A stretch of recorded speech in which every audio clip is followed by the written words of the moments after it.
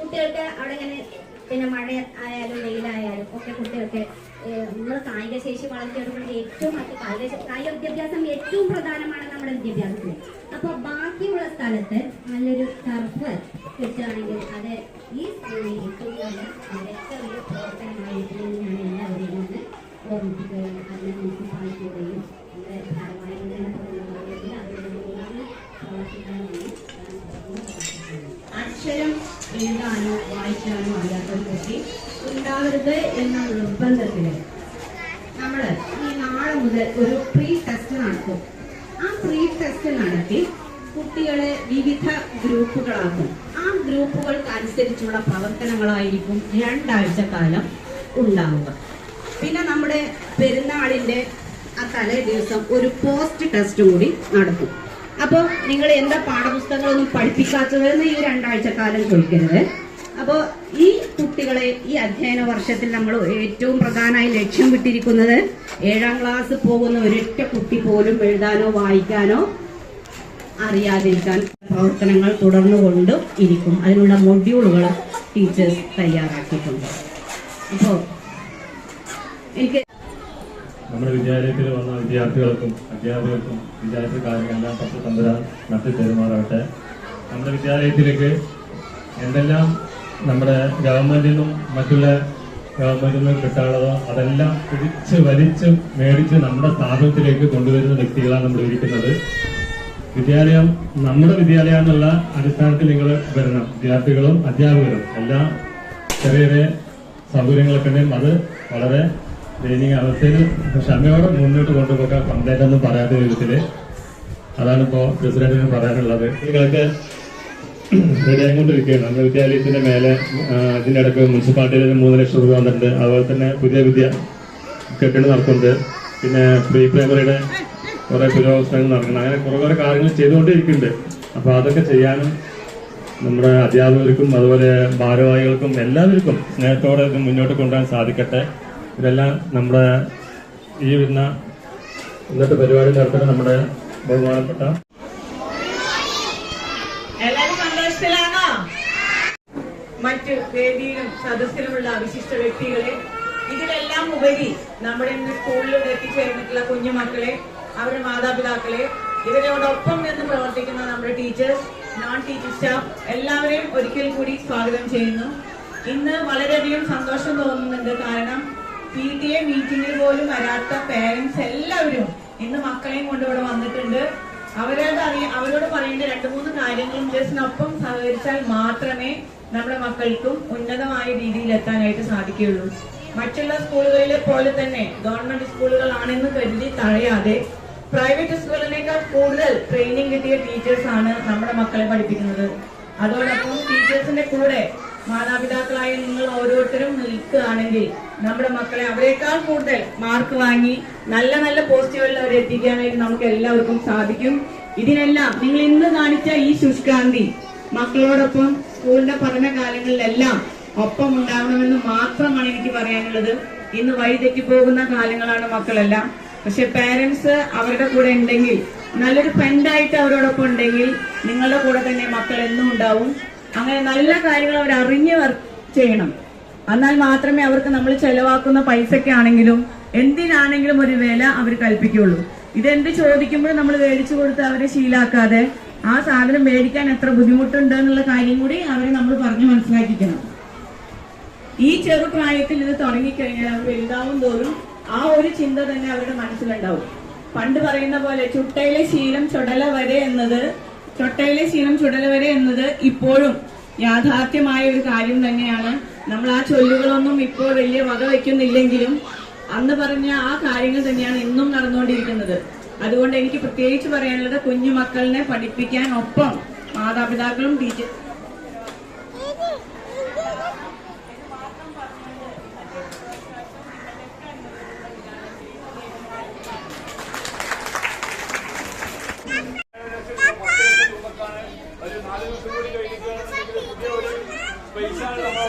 പുതിയ കാഴ്ചകളാണ് നമ്മളവിടെ കാണുക.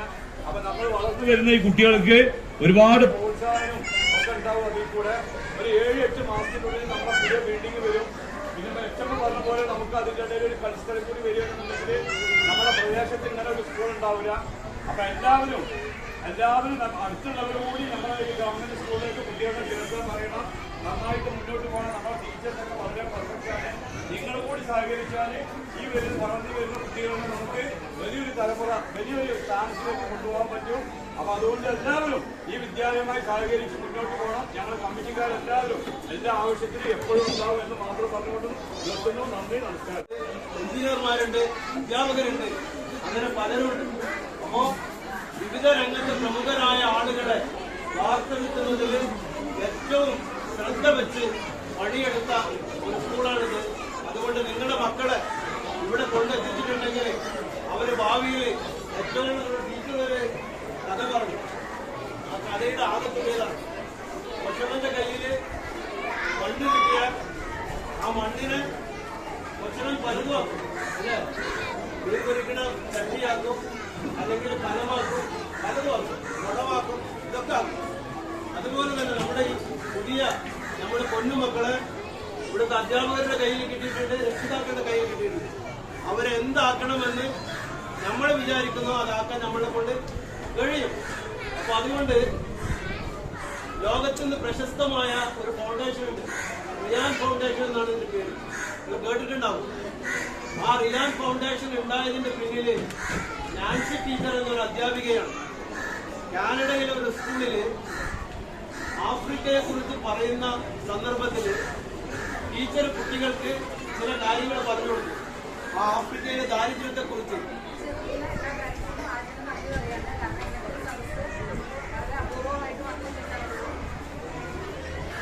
ഇന്നത്തെ കാര്യപരിപാടി എന്താണെന്ന് വെച്ചാൽ ഫസ്റ്റ് നമ്മുടെ സ്വാഗതം പറഞ്ഞ നമ്മുടെ ഈ ഇന്ന് കൂടിയിട്ടുള്ള എല്ലാ പാരൻസിനും പുതുതായി നമ്മുടെ സ്കൂളിലേക്ക് വരുന്ന കുട്ടികൾക്കും എല്ലാവിധ വിദ്യാഭ്യാസവും നേരുന്നു. നല്ലൊരു അധ്യയന വർഷം എല്ലാവർക്കും ഉണ്ടാകട്ടെ എന്ന് പ്രാർത്ഥിക്കുന്നു. ഓക്കെ, ഇത് 3ാം ക്ലാസ്സിൽ മാത്രമല്ല, ഓരോ ക്ലാസ്സിലും ഇത്തരത്തിലുള്ളതായ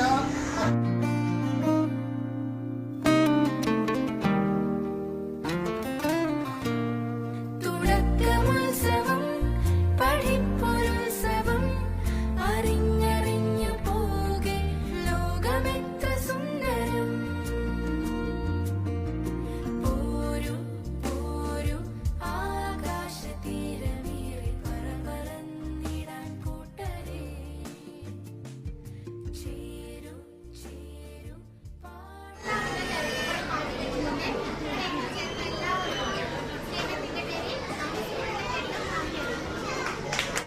ഏറ്റവും കൂടുതൽ രക്ഷിതാക്കൾ ഭയപ്പെടുന്ന വിഷയമാണ്. ഒരു 10ാം ക്ലാസ്സിലാണ് നമ്മുടെ കുട്ടികൾ പഠിക്കുന്നത് വിചാരിക്കുന്നത്. നിങ്ങൾ ഏറ്റവും കൂടുതൽ ഭയപ്പെടുന്ന വിഷയം ഏതായിരിക്കും? കാരണം നിങ്ങൾക്ക് അത് പ്രയാസമായിരുന്നു, അല്ല? കണക്ക് പ്രയാസമുള്ളവർക്ക് അറിയാമെന്നാണ് എന്തുകൊണ്ട് കണക്ക് വളരുന്നില്ല. ഇപ്പൊ കണക്ക് വഴങ്ങാത്തതായ ഒരു പ്രയാസം നമ്മൾ അനുഭവിച്ചിട്ടുണ്ട്. നമ്മുടെ കുട്ടികൾ അങ്ങനെ അനുഭവിക്കണം. ഇപ്പൊ കുട്ടികൾക്ക് ചില കാര്യങ്ങൾ സാധന സംയുക്തമായിട്ട് പഠിക്കേണ്ടതുണ്ട്. ഉദാഹരണത്തിന് 3 എന്ന് പറഞ്ഞാൽ എന്താ 3? നമ്മൾ ഓരോരുത്തരെയും മനസ്സിൽ വരുന്ന 3 തരത്തിലാണ്, അല്ലെ പല തരത്തിലാണ്. 3 എന്ന് പറഞ്ഞാൽ എന്തായിരിക്കും? 3 എന്തെങ്കിലും സാധനം പറയാം, 3 മാങ്ങ എന്ന് പറയാം, 3 പക്ഷികൾ എന്ന് പറയാം.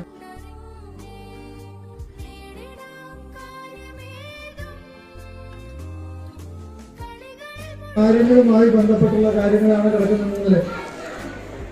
വേറൊരു സാധനം, ഒരു 2 സംഖ്യകൾ തമ്മിൽ, അല്ലെങ്കിൽ നമ്മളൊരു 10 എന്ന് പറയുന്ന ഒരു സംഖ്യയുടെ വ്യാഖ്യാനം പറയാനാണ്. എങ്ങനെ പറയാം 10ന്റെ വ്യാഖ്യാനം? അത് മനസ്സിലാക്കുന്നു സങ്കല്പിക്കുക.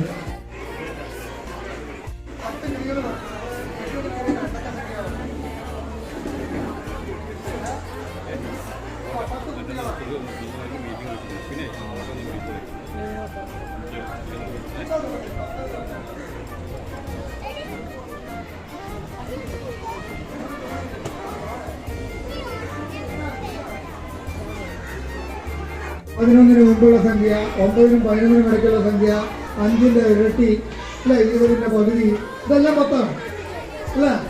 ഈ ഒരു സംഖ്യയെ പറ്റി ഇത്രയും വ്യാഖ്യാനമുണ്ടെങ്കിൽ 1 മുതൽ 100 വരെയുള്ള സംഖ്യകൾക്ക് എത്ര വ്യാഖ്യാനം ഉണ്ടാവും? എത്ര വ്യാഖ്യാനം ഉണ്ടാവും? ഇതെല്ലാം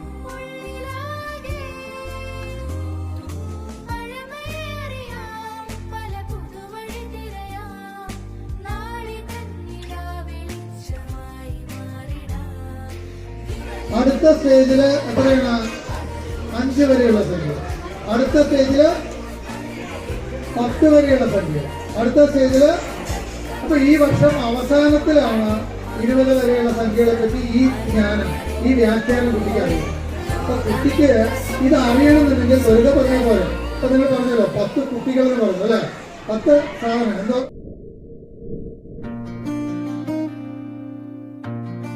ഇതിന്റെ അനുഭവം ഉണ്ടാവും. കളിക്കുമ്പോൾ പറഞ്ഞാല് 5 കുട്ടികളെ തൊട്ട് കളിക്കുകയാണ്. അപ്പൊ എല്ലാവരും തൊട്ടാൽ മാത്രമാണ് കുട്ടിക്ക് എന്ത് ചെയ്യാൻ പറ്റുക, ജയിക്കാൻ കഴിയുക. അപ്പൊ 5 കുട്ടികളെ തൊടുമ്പോൾ എത്ര കുട്ടികൾ തുടങ്ങുന്നത് കുട്ടി പറയുകയാണ്.